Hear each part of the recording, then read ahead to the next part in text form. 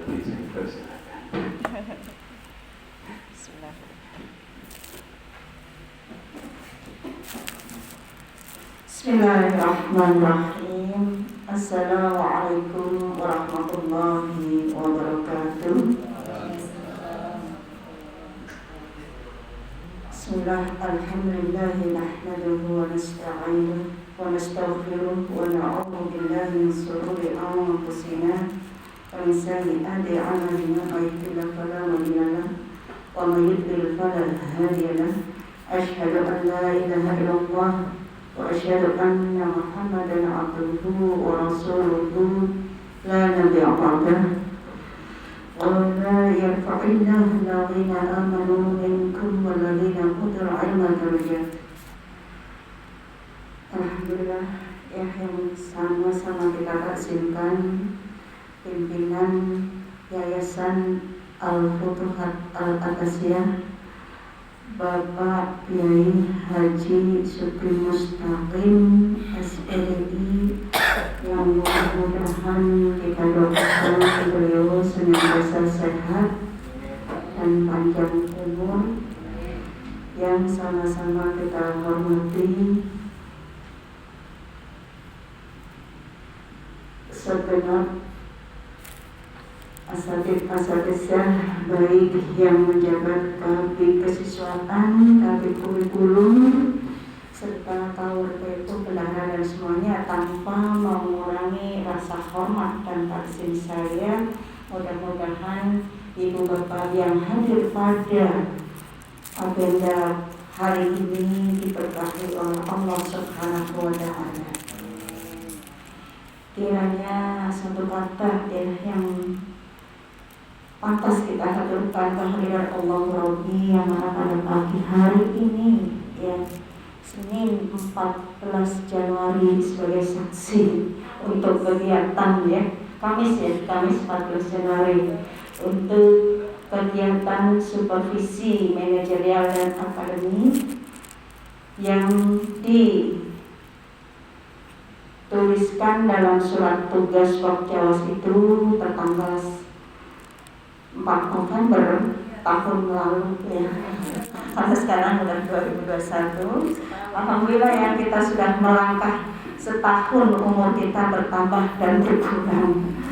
Nah, itu bernomor 134 Pokjawas, ya, titik 10.2003/11/2020, yang mana Ketua Kelompok Kerja Pengawas berkoordinasi dengan Kepala Seksi Pendidikan Madrasah dan tembusannya Kepala Kantor Kementerian Agama Bekasi, ya, mendelegasikan kami untuk melaksanakan supervisi manajerial dan akademik. Perlu ibu bapak ketahui bahwa di Kementerian Agama, ya, itu banyak rotasi jabatan, termasuk kami kemarin, ya. Bagaimana kegiatan Pokjawas itu selalu berkoordinasi dengan bidang pendidikan madrasah yang tahun 2020 kemarin, ya, dari 2015 dikepalai oleh Pak Haji Ali Masyhuri. Beliau alhamdulillah sekarang diamanahkan, dipercaya sebagai Kepala Kantor Kementerian Agama Kota Sukabumi. Dan kami yang alhamdulillah kemarin dari Pokjawas alhamdulillah bisa menghadiri walaupun sebagian putusan, ya, untuk serah terima jabatan beliau. Dan untuk Kepala Kementerian Agama yang sekarang, yang lepas dari Pak Haji Mujani bulan April, dipegang oleh Pak Haji Sobirin sebagai PLT, sekarang sudah resmi sebagai Kepala Kantor Kementerian Agama Kota Bekasi. Yaitu beliau, ya, Pak Haji Sobirin itu dari rotasi di Kementerian Agama Kabupaten Bekasi. Nah, terkait dengan kegiatan guru untuk tunjangan dan sebagainya, diinformasikan pengganti Pak Haji Ihsan, ya, yang biasa ngurusin kita ya Pak Jisan untuk TPG dan sebagainya. Beliau juga dipercaya sebagai kepala tata urusan TU yang di MTS Negeri 1 Kota Bekasi. Nah, untuk tugas beliau di Kemenak digantikan oleh Bapak Agus gitu. Iya, sementara. Nggak tahu nanti kemarin informnya boleh nih, tapi sementara dipegang Bapak Agus yang kemarin juga sebagai operator Kemenak gitu ya. Mungkin itu ya sedikit yang perlu kami informasikan. Khawatirnya nanti kalau kita untuk urusan TPG dan sebagainya menghubungi siapa. Nah, satu lagi mungkin untuk kegiatan mendatang di mana ada sosialisasi EDM dan RKAM yang online ya, yang sampai saat ini berlangsung. Kalau untuk Bekasi Timur belum ya, belum dapat bagian ya. Nah, nanti itu yang didelegasi kepala madrasah, bendahara dan operator. Karena di wilayah Kota Bekasi itu madrasah itu sampai ratusan ya, MTS sendiri aja 76 ya, belum MI-nya, MA. Sampai hari ini berlangsung di MAN 1 yang disosialisasikan oleh Bapak Zainal Abidin dengan minta bantuan atau mungkin yang mendampingi itu ada Bapak Farhan yang operator Bekasi Selatan, dan dari Pok Jawas itu mendelegasikan Pak Haji Sabar gitu ya. Nanti untuk Bekasi Timur tinggal menunggu giliran jadwal untuk sosialisasi RKAM dan EDM, di mana itu nanti ngeling ketika Ibu Bapak teringat pada waktu mau akreditasi ya, itu kan ada mengisi yang namanya daftar evadir dulu ya. Nah, itu dari evadir dan RKAM yang online ini nanti otomatis diupload dari awal itu bisa jadi udah terakumulasi semua. Nah, untuk masalah BOS juga pokoknya nanti untuk 2021 ini online. Jadi segala pembelanjaan dan apa itu katakanlah sudah ditentukan gitu. Jadi kadang kan ada uang 10 juta, 15 juta mau buat belanja apa, semuanya penting. Nah, nanti itu skala prioritas dan sudah dilinkkan dengan akun madrasah ya, terutama nanti punya kuasa kepala madrasah ya, bendahara dan operator. Kalau tidak sepertujuan atau koordinasi bersama ya tidak berjalan. Nah, tapi kita berharap artinya ya, walaupun memang dari pemerintah menyediakan BOS, pemerintah daerah BOS ya, tapi kalau kita kembali diri kita sendiri sebenarnya kan al-yadul ulya karena disufla, tapi kita tidak bisa berjalan yang namanya satuan kerja madrasah itu tanpa kerjasama dengan stakeholder lainnya ya. Dalam arti kita bisa pintar-pintar bagaimana yang bisa dimanfaatkan, yang bisa dikejar, dalam arti itu untuk kebersamaan dan tujuan akhirnya ya untuk madrasah yang kita harapkan kalau Futuhat bisa berkembang pesat lagi ya. Kita melihat secara fisik, secara demografisnya udah bagus ya. Kita tinggal bangun sama-sama kemanajerialannya ya. Ya, kita berangkat dari diri kita, semangat dan semangat. Dalam bekerja kita jangan dalam arti minder. Memang yang namanya madrasah di Kementerian Agama itu ada identiknya karena ketinggalan segala informasi dan sebagainya. Tapi ketika kita berniat bekerja dan meningkatkan kinerja, apalagi dengan semangat tahun 2021 ini ya, kaitannya dengan agenda ini pun ya untuk supervisi, supervisi luar biasa. Jangan seperti itu. Karena yang di SE kan Permendikbud yang dari 2019 tanpa adanya kondisi Covid pun ini, rencana kita ambil positif tingginya aja untuk Mas Menteri kita. Ya mudah-mudahan tetap ada inovasi, dan saya yakin, saya percaya Ibu Bapak itu punya daya inovasi, cuma kadang tidak terdeteksi gitu ya, artinya kurang dimaksimalkan.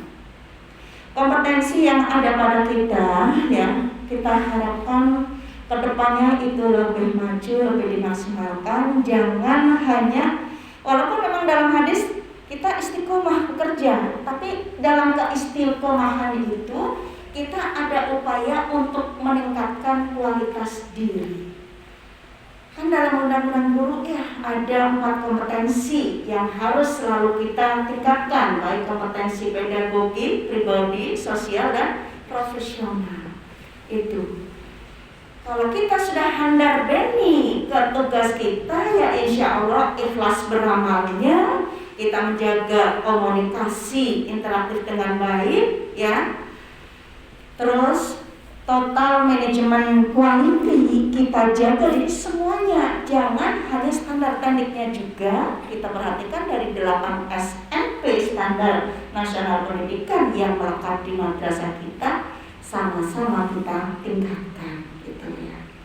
Nah, kaitannya dengan supervisi ini, ya, yang melink langsung ke standar isi, standar proses, standar penilaian, dan terutama untuk standar tekniknya, ya, yang 4 nanti menyusul terkait dengan sarpras dan kemanajerialnya yang sama-sama kita lakukan untuk peningkatan, gitu ya. Ini pesan-pesan secara kedinasan dari Dr. Cawas dan yang disampaikan, ya, kedinasan kita sama-sama memotivasi dan juga termotivasi untuk meningkatkan kompetensi diri, gitu ya.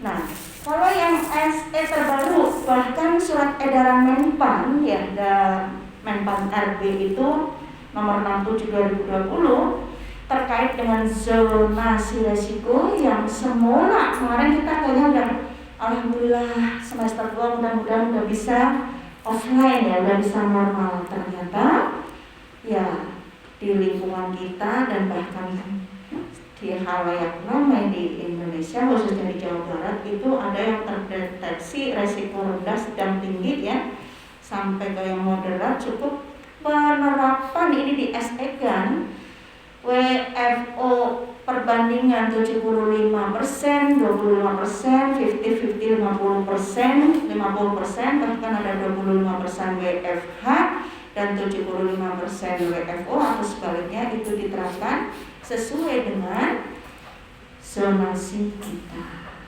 Nah, untuk itu karena kita tetap punya kewajiban untuk melaksanakan pembelajaran baik secara daring dan luring, saya tidak melarang, tidak menyuruh koordinasi secara blended. Daring dan luring artinya perpaduan, karena kita melaksanakan daring murni pun kayaknya itu masih kurang maksimal secara hasil. Koordinasi offline masih harus kita lakukan. Pesan saya mulai minggu ini, semester 2 ini, setiap minggu harus ada yang namanya evaluasi dari pembelajaran, dilaporkan ke kepala sekolah, dilaporkan ke komite, dilaporkan ke Bukjawas. Sejauh mana perbandingan antara capaian di tahun 2020 semester ganjil dan sekarang di semester 2 yang tahun 2020-2021. Karena untuk Kebu Lili, Kebu Nelvi, saya suka minta bantuan, ya, yang namanya laporan pembelajaran itu jangan hanya sebagai budayanya memang mengulang, benar-benar itu terpatri karena memang itulah kerja kita, ya. Hasil kerja kita, dokumennya, arsipnya bisa disimpan di awang-awang, di HP, di laptop, tapi kita masih tetap membutuhkan laporan secara fisik berupa portofolio hasil kerja ibu bapak melaksanakan PJJ, ya. Nah, nanti untuk pelaksanaan supervisi ini, dikala ada yang memerlukan katakanlah konsultasi atau komunikasi secara pribadi, berlangsung sekalian yang namanya supervisi klinis dalam arti ada bimbingan kelompok. Ibu, bapak jangan segan-segan. Saya pun ya itu menerima masukan secara pribadi maupun secara kedinasan demi untuk meningkatkan kinerja kita, kinerja kami, karena saya pribadi pun sadar belum bisa maksimal dalam melaksanakan tugas walaupun berupaya tambah hari tambah semakin baik dan semakin baik. Tapi kadang itu pun dipengaruhi dengan lingkungan kerja kita dan lingkungan kerja kami. Mungkin itu ya Ibu Bapak ya, yang sama-sama kita perlu motivasi baik untuk diri kita ya, ataupun kita juga memotivasi diri sendiri juga untuk teman-teman sejawat. Kita jaga ya komunikasi dengan baik, komunikasi dengan teman sejawat, komunikasi dengan atasan, komunikasi dengan orang tua, dengan siswa kita bangun dengan sebaik-baiknya ya, yang menyangkut stakeholder kita demi kemajuan madrasah kita. Karena kita patut bersyukur di bawah Al-Futuhat itu masih banyak ya. Tapi bukan lantas kita berbangga diri.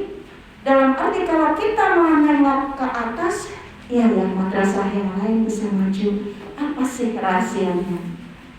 Kita bersyukur ketika ada si madrasah tertentu yang nomornya hanya 12, 10, kita patut bersyukur. Tapi bagaimana capaian madrasah swasta yang capaian rombonnya bisa mencapai 10 bahkan lebih? Itu ada rahasia, ada trik, ada perlu membangun komunikasi dan manajemennya ditingkatkan lagi. Itu kerjasamanya perlu kita bangun semua. Mungkin itu yang perlu kami sampaikan kurang lebihnya. Untuk secara teknisnya atau mau pakai daftar absen atau pakai nomor, yang penting kita lakukan dengan enjoy. Walaupun kegiatan ini sudah biasa, minimal ya kita melakukan kewajiban kita ya gitu. Saya bukan akan menjas mencari kesalahan, tapi demi perbaikan sebagaimana untuk bukti kinerja ibu bapak semuanya. Karena memang kemarin juga banyak yang mempermasalahkan masalah RPP 1 lembar, RPP 1 daring. RPP daring itu apa bedanya? Ya di awal pada waktu sosialisasi sudah kita pahamkan bersama ya, insya Allah ibu bapak membuatnya perencanaan itu sesuai dengan kondisi sekarang gitu. Kalau yang normal sudah biasa itu kan pijakannya SE yang menyebut 2019